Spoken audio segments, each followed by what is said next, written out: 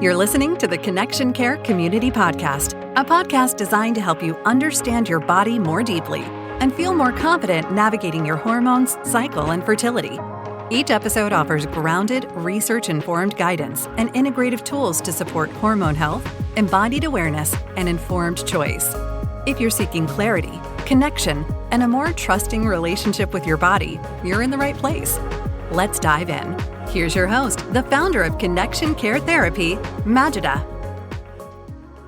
Hello and welcome to the Connection Care Community Podcast. My name is Majida, and today we're talking about reclaiming your body and your rhythm after stopping hormonal birth control. I like to call this your post-pill fertility awareness Reconnection roadmap. It's a pathway back to understanding your cycle, your hormones, and ultimately yourself. So if you're listening, you've probably already navigated the confusing early post-pill months. Perhaps you experienced some unexpected symptoms, or you're experiencing some questions about what's normal, what's not normal, whether your cycle is recovering, or perhaps it's currently in a space where it's signaling something deeper. And now we arrive at the part that most people don't anticipate. It's the part where your cycle can start to become a companion again, right? You're ridden some of the roller coaster and you're over on the other side, and your cycle can become something where it's less of a mystery and more of a conversation. You can start engaging with charting in a way that transforms uncertainty into trust. And this is the heart of the pathway that I teach clients who are in that transition, right? From I don't know what is going on with my body or what it's doing, into I actually understand myself. I understand myself again. So when you've spent years on hormonal contraceptives, on synthetic hormones, your natural rhythm can feel foreign at first. That's not unusual. And it's important to note, right, there are many people who stop the pill or stop hormonal contraceptives and their cycles bounce right back. If that is you, then fantastic and beautiful. You may still be interested in listening to this discussion or sharing it with a friend who perhaps that is not their story, because for many, that is not their experience. And so I'm just speaking to those that may be experiencing more complexity in their post-pill life.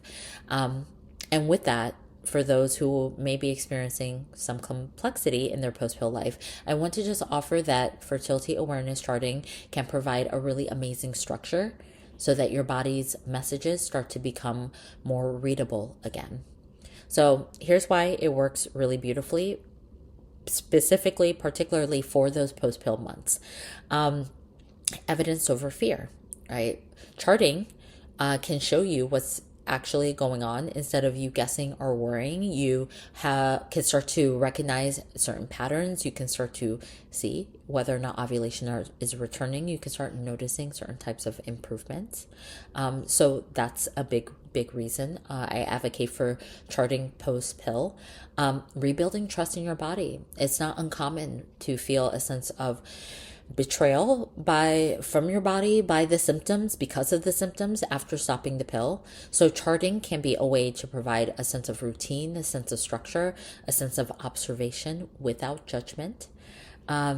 And then we have agency and grounding, right? Grounding can support agency and building agency, a sense of empowerment, because you're actively at this point participating in your recovery.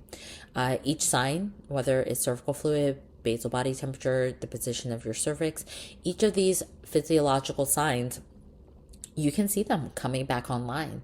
So even with the quote unquote messy charts, even those, as I've said in other parts of this series, those charts are also telling you something really important and really powerful about your healing. So what I'm offering here is that the goal is understanding and a sense of direction, right? Not perfection. So in my work, I guide clients through what I call the MAP method, which is map, assess, prioritize. Each step builds on the last and helps to decode your cycle with a sense of clarity and, of course, with a foundation of compassion. So I'm just going to kind of talk through what the MAP method is, so that you can get a feel and see if it's your vibe, right? So starting with the step one, right, mapping your cycle. It sounds pretty self-explanatory, and if you've listened to other parts of this series or have seen anything about fertility awareness education methods, you know this part very well, right? You're looking at real-time signals. What's your cervical fluid doing? What's your basal body temperature doing? What's your cervix position, if that's something that you choose to check, right? All of this is information about your body that you can start to map. So when cervical fluid starts to show up, it's a clear indication that estrogen is starting to rise and ovulation is approaching. Your basal body temperature is going to support you in confirming ovulation retrospectively through what we see is a slight temperature rise after ovulation. And then we have our cervix position, which adds another layer for clarity, right, on your fertile window. And again, cervix position is not something that everyone chooses to do, but is something that I teach when I'm teaching, folks how to map their cycles. So let's be honest, right? It's important to keep it real. Post-pill charts can, for many, look what we would term as messy at first, right? Not exactly textbook. You might see cervical fluid on multiple non-consecutive days. You might see temperature shifts happening later than what is textbook expected. You might see little to no cervical movement, right? Or cervix movement at first. And what I want to frame this here is that's actually normal, right? That's not unusual when your HPO or your hypothalamus pituitary ovarian axis is starting to wake up again. That's a communication between your brain and your ovaries, and they're starting to reactivate, right? So it's not uncommon that, like, I have had multiple clients share in their first 3 charts, right? Are these even, I had one client who was like, are these even real charts? Like, they do not look right. And I was like, yes, mama, they are real, right? They are real charts. Absolutely. And they're actually telling us a lot, right? They're showing us, for example, your body may be trying to ovulate multiple times. And then when it finally succeeds, and then when you're actually moving towards stabilization, right? So even messy charts, quote unquote messy charts, even those are honest charts. Okay. So that's a little overview of step 1. Step 2 is where a lot of the fun really begins. And what I love teaching my clients is how to actually start to assess their patterns, right? After a few cycles, you'll see some themes begin to emerge. You'll notice how your follicular phase is progressing, or how ovulation is showing up, the length and stability of your luteal phase, right? How external factors like stress or sleep or blood sugar may be influencing your cycle. So this is where you get to you have enough information, you have enough data on yourself, right? And you get to start moving from, is this normal, to, okay, now I understand what my body is saying. And you start differentiating between a cycle that's irregular because it's healing versus one that actually needs a little bit more support. Okay, so that's step 2, assessing your cycle. And then 3 is prioritizing your wellness goals, prioritizing your wellness and reproductive goals, right? This is where charting starts to become actionable, like really actionable. You start to say, okay, nutrition, this is how I can align nutrition and movement and self-care, stress management with our natural cycle, right? How your cycle is naturally showing up. You start to identify whether your follicular or your luteal phase might need more support, and then you can respond accordingly. So for example, in the follicular phase, right, the focus on building estrogen, there's certain kinds of nutrition that can be very supportive to that, certain foods we can take in, as well as reducing, right, stress in a certain type of way, might be part of the focus. Or the ovulatory phase, right, we may look at optimizing that with metabolic support and ovarian function support. And then, or for many, the luteal phase is where we start to see some indications of like, hey, prioritizing progesterone support, sleep management, protecting sleep, protecting our stress, what have you. There's certain things, lifestyle, nutrition, and or supplements that can support each of these phases of your cycle. So this is when your chart starts to become a roadmap. It starts to guide you to targeted strategies instead of just throwing random symptom-based interventions your way. Okay. This also, because this question inevitably comes up, right? If your cycle still feels irregular, as I've mentioned before, your chart is still giving you it's a lot of really fantastic insight. It can tell you whether your follicular phase is improving and your ovaries are starting to respond to what's called FSH, or follicle stimulating hormone again, whether or not you're having like nice, clear, distinct ovulations, is telling you what's going on between estrogen and LH communication and whether or not that's restoring. You can start, as we've talked about, the stabilization of the luteal phase and whether or not progesterone production is improving. How steady are your temperatures, right? Are they really bouncy, right? Or are they very low? Like, that's actually really robust hormonal information about what's going on in your system.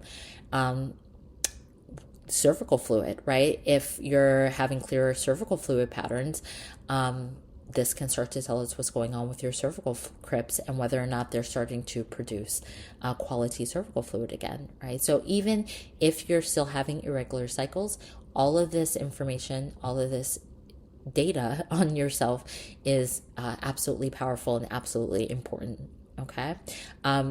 You don't have to let go of this practice. And I've emphasized that several times on this podcast because it's a big one, right? There's no reason for you to let go of knowing about yourself because your cycle isn't some idea of perfect.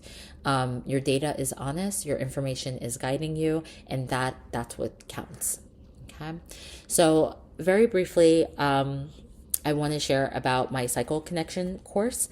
I'll be launching that sometime in the near future here. So be sure to head on over to my Substack and subscribe because I'll be updating people there. You can also sign up for my newsletter. I just send out one update newsletter a month to keep people abreast as to what's going on when I have openings and consultations, when I'm launching new courses, when I'll be launching support groups as well. So be sure to head on over to my website at connectioncaretherapy.com and sign up for that newsletter, and you get access to a bunch of free resources as well. And in my course, The Cycle Connection, is where I teach the MAP method, right? You'll learn to track your cycle with accuracy, interpret your own hormone patterns. You'll start to connect to your charts to cycle syncing in terms of nutrition and lifestyle and mind-body strategies, recognizing signs of ovulation and recognizing signs of recovery, right? Being able to reclaim trust in your body after experiences of hormonal disruption, including post-pill, right? Post-hormonal birth control. And so for many, the biggest shift is realizing that fertility awareness is more than just being like, oh, those are the days that I'm fertile and that's it, right? So whether or not you are trying to conceive and wanting to optimize your conception journey, whether you are trying to avoid and wanting a non-hormone based form of birth control that is actually the most affordable that you're ever going to experience and is an amazing health tool to have in your back pocket. Charting is potent, is powerful, and it's an amazing homecoming. So I invite you to explore that as I continue to release information about my course I'll be launching soon. So just want you to know that if you're in the post-pill world, your cycle is returning, and so are you. Know that, right? Keep tapping in here. Share questions if you have them, please do. Let me answer questions. I know stuff, right? So drop in some questions if you have them. And if you want to go deeper, including interpreting your charts, supporting your hormones, reconnecting to your natural cycle, drop in on my newsletter so that you'll know when the Cycle Connection does launch. And thank you again, as always, for being here. I love spending time with you and for letting me meet you exactly where you are. If today's conversation resonated at all, you'll find the full article and deeper reflections over on my Substack. And I look forward to chatting again with you soon. And as always, stay connected. That does it for this episode of the Connection Care Community Podcast with Majida. Thank you so much for listening. We hope you're leaving with a fresh perspective on your body and overall well-being, along with practical tools you can integrate into daily life. The support doesn't stop here. Be sure to connect with us online at connectioncaretherapy.com for more resources to guide you on your journey. You can also find us on Substack and connect with Majida on Instagram at Majida Sai'da. Remember to rate, review, and share this podcast. And most importantly, stay connected.